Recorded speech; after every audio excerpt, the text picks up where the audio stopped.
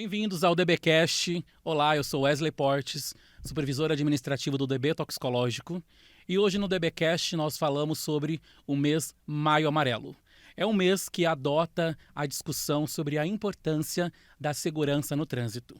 E neste ano o tema é Paz no Trânsito Começa por Você.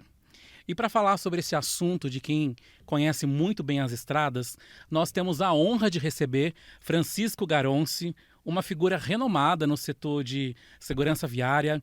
Francisco, oficial da Força Aérea, possui doutorado em educação com foco na segurança do trânsito. Sua experiência é ampla, tendo atuado como coordenador geral do fator humano no trânsito pelo Denatran, além de ser bacharel em comunicação e especialista em educação à distância. Muitos o reconhecem do seu quadro Segurança é Aqui com Garonci, apresentado no programa Brasil Caminhoneiro da Record. Nesse episódio nós vamos falar sobre a relação entre toxicologia e segurança no trânsito. Garonci, convidamos você para compartilhar sua visão sobre segurança nas estradas e a importância da toxicologia na prevenção de acidentes. Wesley, muito obrigado pelo convite para estar aqui, com você e com todo mundo que acompanha o podcast do DB. Eu tive a sorte, o privilégio de acompanhar essa política nacional desde o início, porque começou lá em 2015, quando nós tivemos aí a Lei 13.103. A Lei do Caminhoneiro, né? Lei do Caminhoneiro. E tem muitas críticas a respeito dessa lei. Mas se tem um ponto que há consenso dentre aqueles que trabalham com segurança no trânsito, foi justamente a implantação desse exame toxicológico, que ficou conhecido como exame toxicológico do caminhoneiro, mas na realidade é para todo mundo que tem as categorias C, D e E, que é para caminhoneiro, é para condutor de ônibus e condutores de carretas. Então, isso trouxe um novo degrau em termos de segurança para quem está na estrada. E como você falou aí do Segurança Aqui com Garonci, toda semana eu estou na estrada conversando com o caminhoneiro. E isso eu garanto, eu não tenho dúvida, não tem caminhoneiro de cabelo branco na estrada que não seja favorável ao exame toxicológico. E é por isso que eu defendo, porque eu acredito. E é muito fácil você defender uma coisa quando você realmente acredita nela.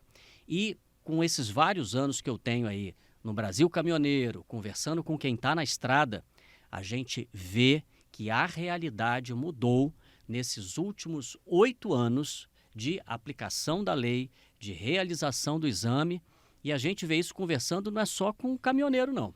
Quando a gente conversa com as senhoras que trabalham na limpeza dos postos, elas dizem que no passado era muito comum você enxergar ali no lixo, espalhado em banheiro de ponto de parada, os famosos pinos, que colocam drogas dentro. E hoje em dia, não é que isso não exista, mas elas dizem que diminuiu muito.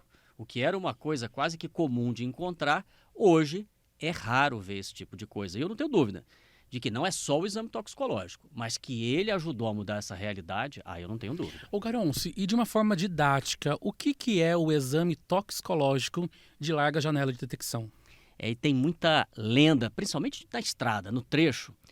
As pessoas não, até hoje, já são aí 8 anos de implantação dessa lei, não existe condutor das categorias C, D e E no país, em situação regular, que ainda não tenha feito pelo menos uma vez o exame toxicológico. Nada mais é do que você pegar o que se chama na ciência de matriz queratínica. O que é isso? O ideal é esse aqui, no topo da cabeça. Da coroa da cabeça. Isso, 4 centímetros aqui. Quem às vezes é careca ou não quer estragar o penteado, então pode tirar o pelo. Pode ser da barba, pode ser no braço, pode ser na perna, qualquer pelo do corpo. E aí tem os profissionais que são treinados para fazer essa coleta e eles sabem a quantidade a retirar. E muita gente vem com aquela conversa, então eu vou levar o cabelo de alguém e coloco no lugar, é possível? Hoje não é possível fazer isso. Primeiro porque quem faz a coleta é treinado para que isso não aconteça. E segundo, que tem sempre um coletor e uma testemunha. E esses dois colocam lá o seu CPF, eles assinam aquilo e colocam a digital. Mas isso daí, depois que o exame foi feito, vai tudo para o lixo. Não vai. Esse material fica guardado por 5 anos. Então, se alguém fizer uma denúncia junto à justiça de que houve fraude, essas pessoas vão responder em juízo por fraude em processo legal. Então, assim, hoje é uma coisa que a gente não vai dizer, não existe em lugar nenhum.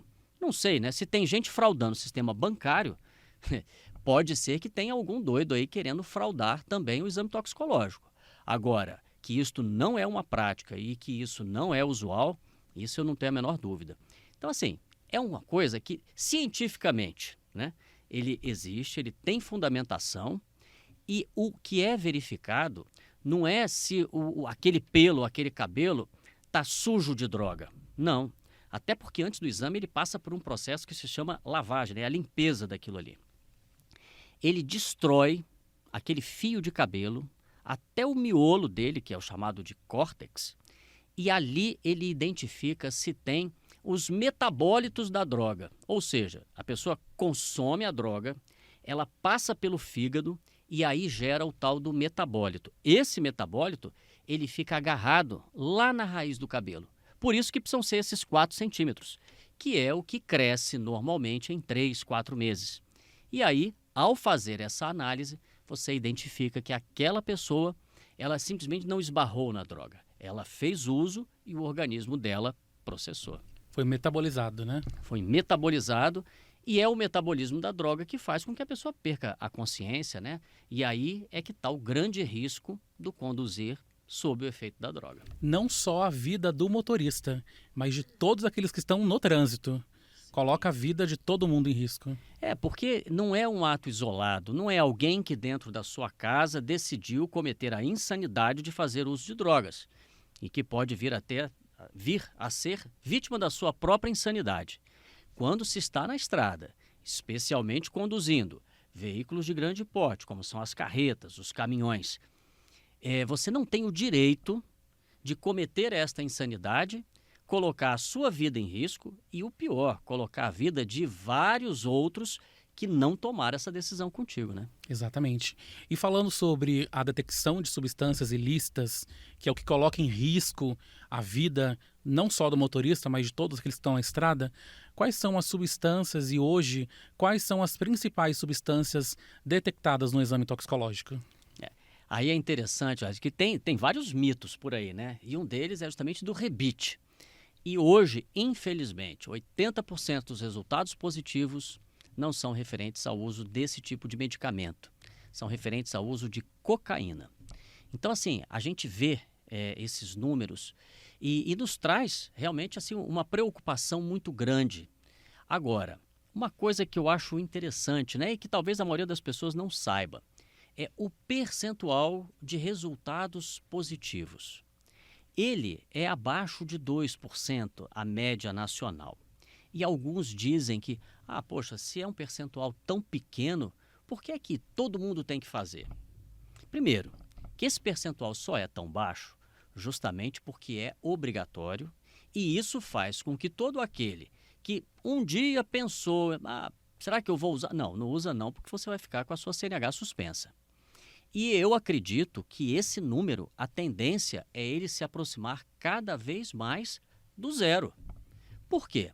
O indivíduo paga para fazer o exame que vai verificar se ele fez o uso da droga ou não.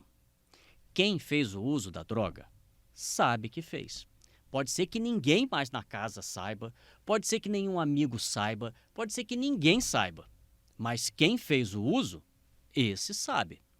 E como é que ele vai lá e paga para provar uma coisa que ele mesmo já sabe o que é? Aí tem duas situações. A primeira é a ignorância, né? O desconhecimento de como funciona isso. Tem gente que lava a cabeça com óleo diesel, tem gente que passa acetona, tem gente que passa água oxigenada, não adianta de nada. Outros raspam a cabeça, não, eu vou esperar nascer cabelo novo. Também, isso daí, se você não tiver os 4 centímetros aqui do topo da cabeça, vão tirar pelo de outro lugar, ou então não vai fazer o exame, né? Então, são mitos que acabam acontecendo, né, no transcorrer do exame. E é o seguinte, dentro desse pequeno universo, ainda tem aqueles que são enganados. Você fala, mas enganado no exame toxicológico? Não. ele tem um problema com drogas e aí vai tentar achar uma solução. E esses casos são reais. Eu já trabalhei no setor dentro do Departamento Nacional de Trânsito, que hoje é a Secretaria Nacional de Trânsito, que era responsável por isso, e essas histórias chegavam, né? Relatos de pessoas, poxa, é porque eu tinha um problema, eu fiquei com medo de aparecer. Aí veio uma pessoa e me garantiu que se, olha, eu pagasse, à época, né, R$ 1.500, era só eu ir em determinado posto de coleta e fazer a coleta lá, que o resultado ia sair negativo.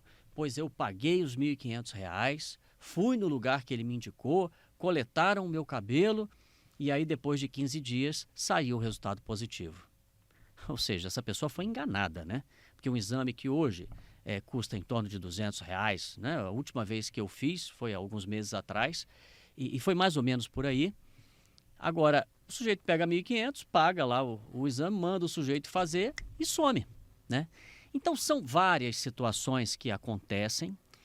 É por desconhecimento, por não saber como funciona, por achar que, se eu fizer isso ou aquilo, não tenho o que fazer. E por parte dos motoristas, Garonce, existe uma tentativa de justificar um resultado positivo que deu para a cocaína com o uso de medicamentos. Sim, e no Brasil hoje não existe nem medicamento, nem anestésico que use o princípio da cocaína. Então, poxa, eu fiz uma cirurgia, eu tive que... tomei anestesia geral. Ok, declara isto porque pode ser que haja alguma substância. Agora, a cocaína em particular, não existe no Brasil nenhum medicamento, não existe nenhum tratamento, não existe nenhuma cirurgia que te obrigue a entrar em contato com esse tipo de droga. Diferente da codeína. Sim, porque aí ela pode ser prescrita e é por isso que é importante. A hora que vai fazer o exame, eu não lembrei, esqueci de falar, vai ter problema, né? E muita gente acaba tendo. A gente conversa às vezes na estrada com pessoas que tomam esse tipo de medicamento para controle da dor e aí chega na hora do exame, eu esqueci de avisar. Esqueceu de avisar, vai ter a CNH suspensa, porque o resultado vai ser positivo, vai ter que aguardar, fazer um novo. Quando tudo fica mais simples, quando você age com transparência, leva o receituário do médico, eles têm sempre um médico revisor, todo exame toxicológico. Quando dá positivo, um médico revisor ele tem que atestar e se foi por motivo de usar um remédio prescrito, né, com receita, ele vai já alegar. O condutor não vai nem saber que isso aconteceu, porque isso acontece dentro do Sistema Nacional de Trânsito, o próprio sistema faz a verificação do médico revisor, faz a revisão do médico que prescreveu, faz o contato para ter a certeza de que é legítimo aquele receituário e o condutor sai lá com a sua CNH, revalidado o exame toxicológico em dia, ele nem sabe que isso aconteceu. Agora, se ele esquece de avisar, aí ele vai saber porque a CNH vai ficar suspensa. E como que é a rebite? Né? A rebite ou rebite, popularmente conhecido no meio dos caminhoneiros. O nome é esse mesmo, sabe? E assim, já foi muito usado por quê? E quem substituiu a cocaína? Porque a cocaína, nas primeiras utilizações, ela faz com que o indivíduo se sinta hiperdisposto. Faz com que ele trabalhe 36 horas, como se nós aqui que acordamos hoje de manhã, viemos para o trabalho e estamos na nossa atividade normal. Só que tem dois problemas das drogas que é o principal deles. O primeiro é causar a dependência. E é por isso que a gente sempre fala, aquele que nunca usou, não experimente. Porque até experimentar é você que decide. Eu é que decido, tem um copo d'água aqui. Sou eu que decido se vou tomar o primeiro gole ou não. A diferença da água para a droga é que eu tomei o primeiro gole, não me deu mais vontade ou eu decidi não tomar mais, aquilo para mim não é um problema. Agora, a droga, nós não temos na nossa testa, nem aqui no lugar nenhum, dizendo quem tem a tendência e quem não tem a tendência ao vício.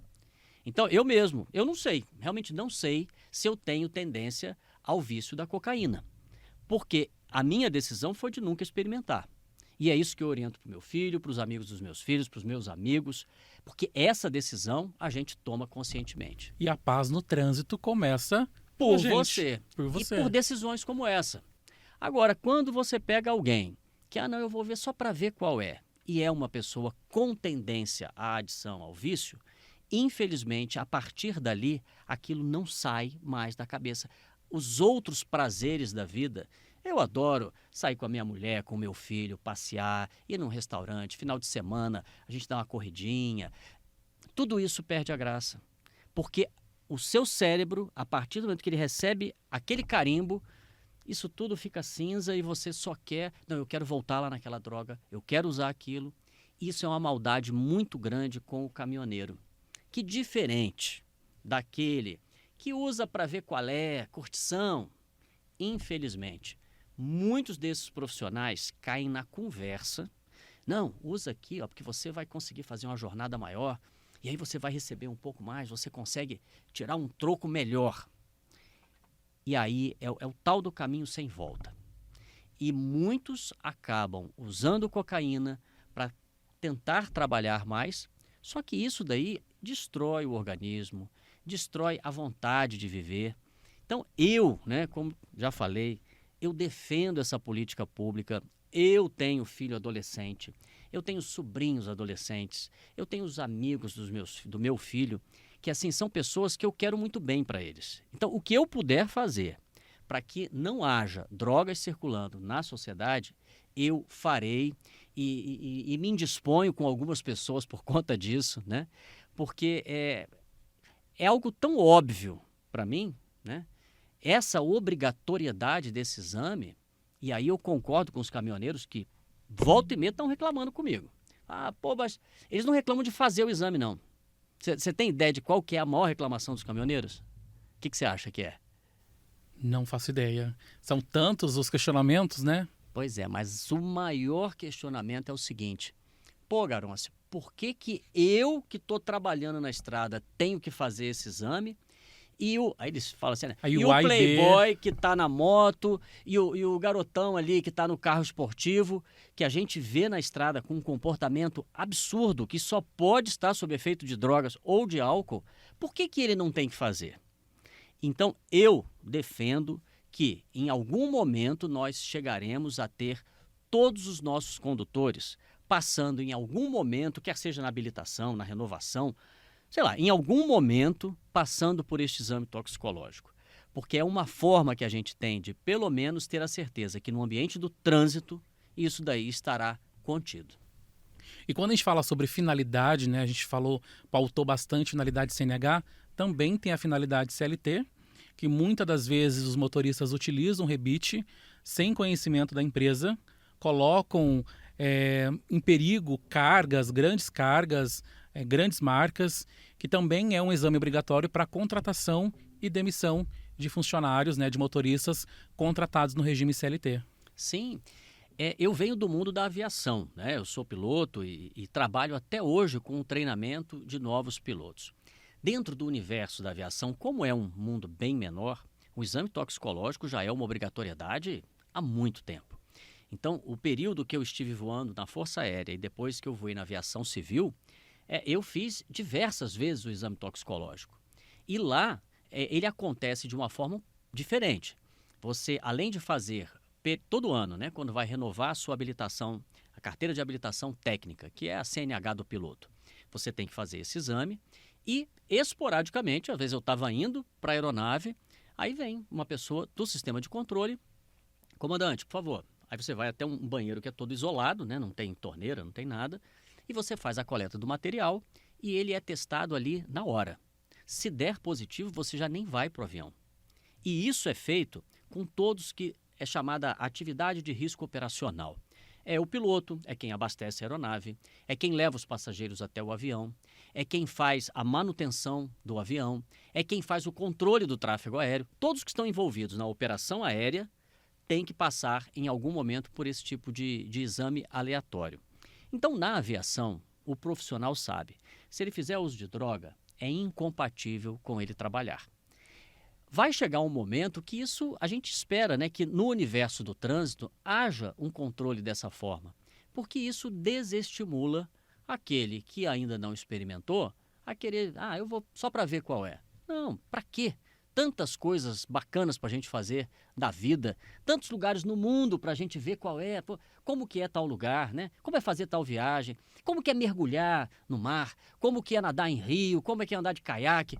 Tanta coisa para você experimentar, vai justamente querer mexer com E drogas. saber que em casa tem alguém te esperando. Sim, isso é, Porque a é droga muito importante. vai fazer com que você não chegue em casa e alguém vai sentir, né? Tem toda essa parte também dramática de famílias destruídas por conta da responsabilidade do motorista ou de outros ainda que não têm a responsabilidade de realizar o exame toxicológico. E a gente acompanhando aí no dia a dia, eu faço parte de alguns grupos de pesquisa, né? Um deles da Universidade de Brasília, que é o Laboratório Ábaco de Tecnologias na Educação. Aí fala, mas o que isso tem a ver com caminhoneiro, né? Tem a ver com identificarmos o perfil do caminhoneiro para levar para ele, com o uso das tecnologias, o que existe de melhor para que ele efetivamente aprenda. E é tão interessante que empresas apoiam essas pesquisas na universidade porque o resultado são aplicativos, são metodologias para você identificar os perfis de risco e oferecer um treinamento que realmente funcione. E quando a gente faz esse acompanhamento completo do condutor, né? Como é que ele se comporta na cabine, o registro de infrações que ele tem, o conhecimento que ele tem, a gente também entra nesse espaço de saber. Primeiro, que o toxicológico está em dia, porque se não tiver, ele nem pode estar conduzindo. E também saber se ele tem algum passado ligado àquilo, se aquilo é um problema ou não. E a gente vê naqueles que são honestos, porque os dados são confidenciais, e falam que já tiveram em algum momento da vida problema com drogas e que acabaram se afastando porque falaram, vou ficar sem trabalho, eu vou morrer de fome. Então eu tenho que me afastar disso. E é uma pena que nós não tenhamos no Sistema Único de Saúde um modelo de tratamento tão bom quanto nós temos no sistema de aviação civil, em que as empresas aéreas elas são obrigadas a fornecer para o tripulante um tratamento de recuperação. Então, são evoluções, né? Estamos nesse primeiro momento, a obrigatoriedade para quem tem carteira C, D e E. Eu acho que um próximo passo vai ser, pelo menos para a primeira habilitação de todos, para os motociclistas, que hoje são as maiores vítimas do trânsito brasileiro. E o termo é esse mesmo, eles são as maiores vítimas. Porque você coloca no ranking, né, os que mais de 11 mil, dos 33 mil mortes, mais de 11 mil são motociclistas. Mas apenas 20% desses sinistros, né, que é como se chamam os acidentes de trânsito hoje, só 20% são causados pelos motociclistas. 80% é causado por outro tipo de condutor, mas a vítima é o motociclista. O Garonce, e os resultados dos exames toxicológicos para motoristas C, D e E, eles ajudam como a embasar políticas públicas para que motoristas A e B, por exemplo, precisem realizar o exame toxicológico? Ele é uma demonstração, em primeiro lugar, desse comportamento nas estradas. Infelizmente, nós não estamos alcançando as metas que a ONU propôs de reduzir em 50% o número de mortos no trânsito, mas nós conseguimos conter um crescimento, porque até 2014, né, quando efetivamente se iniciou, inclusive, o movimento Maio Amarelo, né, que a gente comemora todo ano um conjunto de ações para mobilizar as pessoas para efetivamente mudarem o trânsito, até 2014, isso daí vinha num crescente enorme. Iniciaram-se as ações e de 14 começou a diminuir, 2016 teve uma redução drástica, significativa, e até 2019 esses números não só reverteram a tendência de crescer, como diminuíram. Foi uma pena que de 2019 para cá esses números meio que se estabilizaram com um crescente pequeno, né? A população continua a crescer, o número de condutores, de veículos, mas o número não diminui. Agora, quando nós temos uma política, né, de combate às drogas, quando nós temos esse exame toxicológico que é parte dele, e essa expectativa de que ele chegue a todos os condutores, isso, sem sombra de dúvida, é um aspecto a mais para fazer com que jovens não queiram se aproximar de drogas, porque, poxa, afinal de contas, muitos ainda querem conduzir o seu carro, andar de motocicleta, e ele sabe, né, que se tiver que fazer o exame e tiver feito uso, ainda que seja para experimentar, vai ficar lá no fio de cabelo registrado.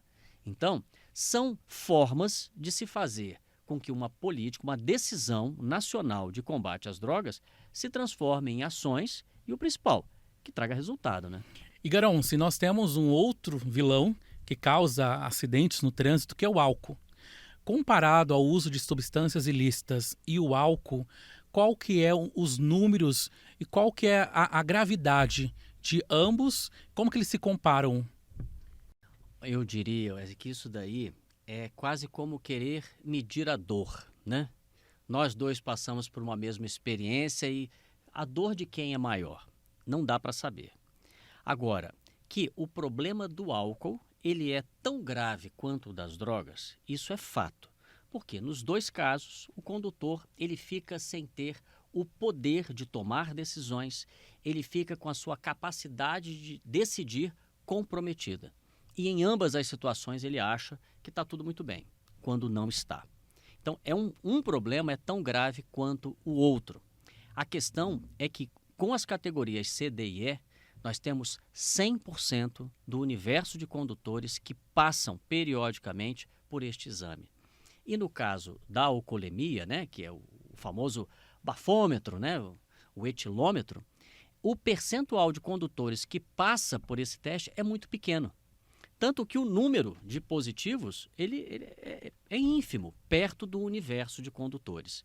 Então, assim, são dois problemas graves que precisam ser enfrentados, os dois trazem violência para o trânsito, mas que hoje a solução para a questão das drogas no trânsito, ela está muito mais bem trabalhada do que a solução para o álcool. Ainda que nós tenhamos aí mudanças no Código de Trânsito, porque antigamente o sujeito não se recusava e usava, né, a prerrogativa constitucional de não gerar provas contra si. E hoje, o que está lá no Código é que quem se recusa a fazer o teste, ele vai pagar uma multa caríssima e vai ter as mesmas sanções de quem estava sob efeito do álcool. E não é porque há suspeição, não. É porque ele simplesmente não cumpriu a regra de se submeter ao exame. Então, são abordagens inteligentes, né, legalmente fundamentadas e que ajudam a reduzir essa violência, porque todo ano são aí quase 34 mil mortos no trânsito brasileiro. Isso é um número absurdo. A gente hoje só perde para Índia e China, que têm populações muito maiores que as nossas.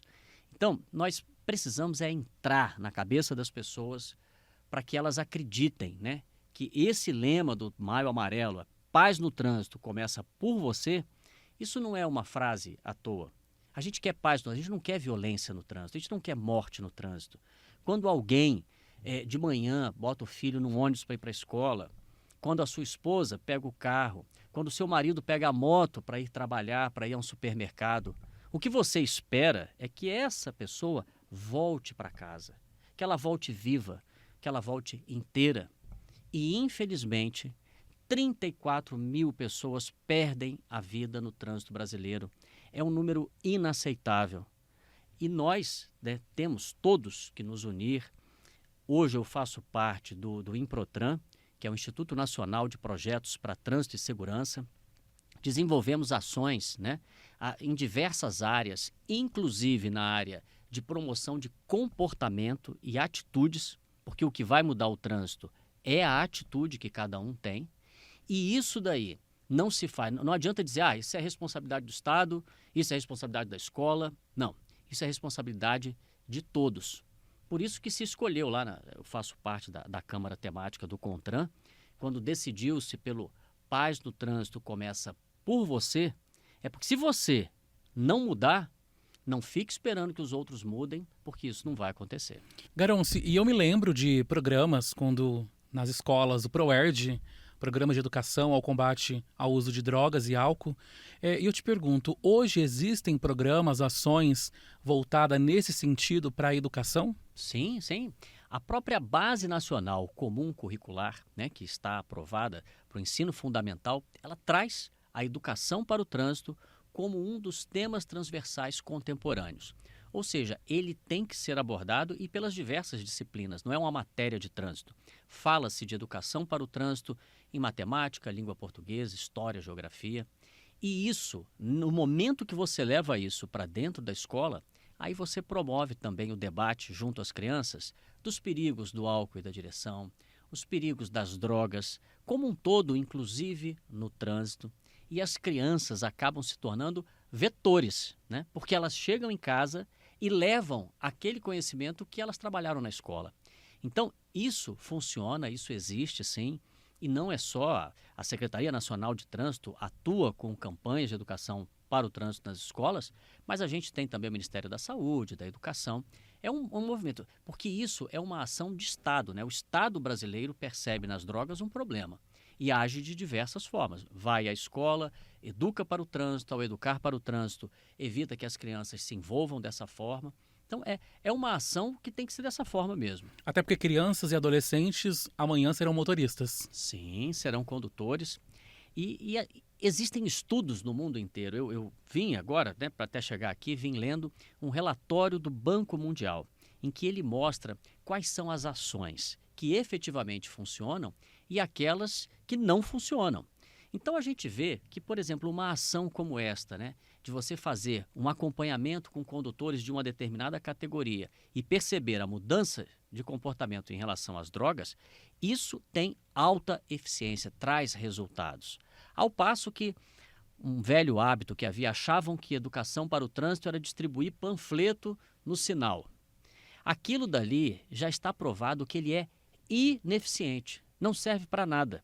Serve, aliás, para irritar as pessoas, porque são paradas, aí recebe um papel, aí não vai na cara de quem te entregou, se jogar fora, né? Aí bota aquilo dentro do carro, mas aí já fica não vai ler aquilo, já fica de implicância em relação àquilo.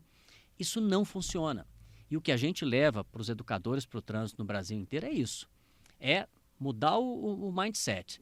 Eu quero fazer ação de educação para o trânsito, então vamos fazer uso, por exemplo, das inteligências artificiais que nós temos aí hoje, né? Vamos encontrar soluções, vamos parar de perder tempo com coisa que a gente já viu que não dá certo. Agora, o que eu posso fazer para melhorar a minha abordagem, para facilitar que o caminhoneiro consiga fazer aquele exame onde quer que ele esteja? Então, hoje em dia, ele é daqui de Curitiba, mas digamos que ele vai fazer um carreto, vai parar lá em Belém. E ele não prestou atenção e está no prazo. Ele pode muito bem fazer aquela coleta, pode ser em Belém, pode ser no meio do caminho por onde ele passar, pode ser em Brasília, Rio de Janeiro, São Paulo, não interessa. Em um laboratório credenciado. Que seja credenciado em um posto de coleta que cumpra todas as regras, né? Até para não invalidar. Agora, esta flexibilidade, ela é dada.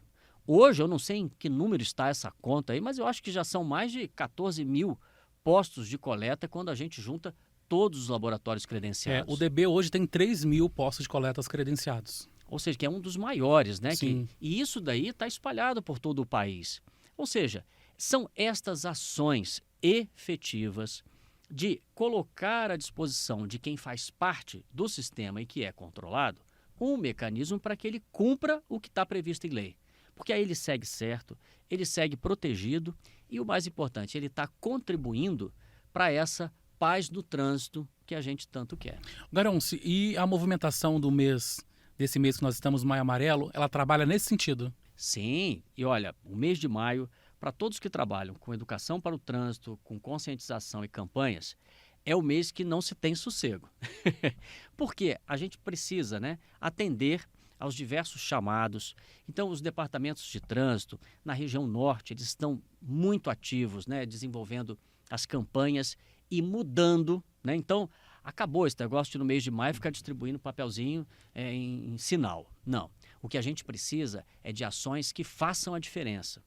Em relação à alcoolemia, o pessoal lá do Maranhão faz um trabalho muito bacana, que em outros estados fazem também, mas esse eu estive lá e vi.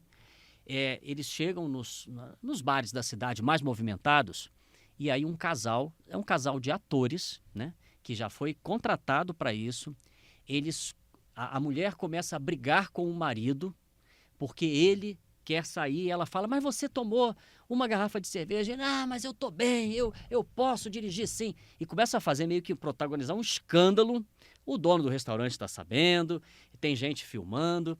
E aí aquilo cria um constrangimento coletivo. E aí algumas mulheres se levantam, né, para defender. Ela tá certa, você não pode dirigir. Mas eu tô ótimo, eu só tomei 2. Aí eu vi ele bebendo e tal. Isso gera uma comoção. Quando está no ponto alto, para alguém ir lá e dar um safanão no cara, aí a produção fica de olho ali, né? Aí eles sobem na mesa, aí todo mundo, aí que o cara ficou louco, né? Aí sobe e fala, pessoal, olha, nós estamos aqui, o que tinha nessa garrafa aqui é água, eu não bebi, mas nós estamos numa campanha do Detran, lá do estado do Maranhão, para mostrar às pessoas o risco de dirigir sob efeito do álcool. Então, se você está aqui hoje, tomou a sua cervejinha, o seu drink, você está relaxando, você tem esse direito. Agora, o que você não pode é daqui dirigir. Então, nós estamos aqui para conscientizar, aí todo aquele... E deve ter uma metade que ainda pensa, que saco, não estou nem aí. Aí, no final, ele diz a frase mágica. E nós estamos fazendo isso aqui hoje porque no final desta rua nós teremos uma blitz da lei seca. Então ela vai ficar lá até às 6 horas da manhã de amanhã. E todos vocês terão que passar por lá. Então escolham o amigo da vez, chamem um táxi, um Uber, mas não dirijam sob efeito do álcool. Isso tem mudado o comportamento dos condutores. Isso reduziu o número de sinistros que aconteciam nos finais de semana pegando condutores alcoolizados. Trabalha a sensibilidade, né? E isso é assim, o que eu estava distribuindo panfleto, não tinha resultado nenhum. Isso começou a surtir efeito, então vamos avançar nessa direção. E outras soluções serão encontradas. E o uso da inteligência artificial, aí não é só para trânsito não, é para todas as áreas. Mas como a gente trabalha com trânsito, a gente usa muito para coleta de dados, para encontrar soluções que estão sendo aplicadas em outros lugares e a gente não sabe. E ela tem uma velocidade de processamento e construção de soluções. E aí cada um vai usar da melhor forma e montar as suas ações, os seus projetos. Porque o objetivo é reduzir mortes e lesões no trânsito. É para isso que o Sistema Nacional de Trânsito tem que trabalhar. E também para que haja fluidez, também para que não haja burocracia, também para que os órgãos de controle funcionem, também para que tenham as arrecadações, também. Agora, a principal finalidade é reduzir mortes e lesões, sem sombra de dúvida. Fez todo o resto, não cumpriu esse? Não adiantou. E nesse sentido, falando sobre diferentes formas de se conectar com o público, o DB, no mês de maio, trabalha nas redes sociais com campanhas de conscientização para um trânsito mais seguro. Além, é claro, de realizar o exame toxicológico de larga detecção, que justamente tem essa proposta de diminuir o número de acidentes, porque na medida em que o exame é realizado, vai criando-se uma conscientização coletiva de que o uso de drogas é infeliz em todas as situações. E aquela história, o objetivo é fazer com que o condutor desses veículos pesados, esses veículos grandes, que ele não se envolva com drogas. Se ele se envolveu, que ele se afaste. Agora, se ele está sem condições de se afastar, aí nós temos que afastá-lo do trânsito, até que ele consiga resolver isso, para que o problema dele não se torne o problema do sofrimento de uma família ou de várias famílias. Até porque a multa é de 1.460 e alguns centavos, é muito alta. A multa, ela é pesada e tem que ser mesmo. Sim. Agora, eu tenho grandes amigos na área do trânsito que conheci, né, nessa jornada, nesse trabalho, e que perderam filhos e filhos que estavam em um carro conduzido por um condutor irresponsável que estava sob efeito de drogas. Eu conheço famílias que perderam filhos, que perderam pais, porque foram atropelados, porque foram alcançados por alguém que estava sob efeito de drogas. Aqui no estado do Paraná, nós temos a história da querida amiga Cristiane Yared, né, que é uma história comovente, mas ela fez e continua fazendo muita diferença no trânsito ao promover ações legislativas, ao promover campanhas para mudar essa realidade e realmente punir quem faz coisa errada no trânsito. Então, o que nós não podemos é nos acostumarmos a essa realidade do trânsito. E todas essas pessoas que, por um acaso, né, se envolveram nessas situações, e às vezes as pessoas que perderam suas vidas estavam sob efeito de drogas. Alguém fala, poxa, fulano foi pego na blitz da lei seca. E aí vai pagar multa cara, vai ficar carteira suspensa, vai ter que fazer curso para condutor infrator. Poxa, a pessoa deu um azar, né? Eu falei, não. essa pessoa deu muita sorte. E tem gente que acha que eu estou sendo sarcástico, e não sou. É verdade. Porque ela vai pagar uma multa cara, ela vai fazer um curso de reciclagem, vai ficar um tempo sem dirigir, mas ela vai voltar viva para casa e vai ter a oportunidade de aprender. E, infelizmente, hoje tem pais que não conseguem botar os seus filhos para dormir porque eles foram perdidos no trânsito e eles adorariam que estes jovens tivessem sido parados por uma blitz da lei seca. Porque teriam pago a multa, feito o curso e hoje estariam com seus filhos em casa.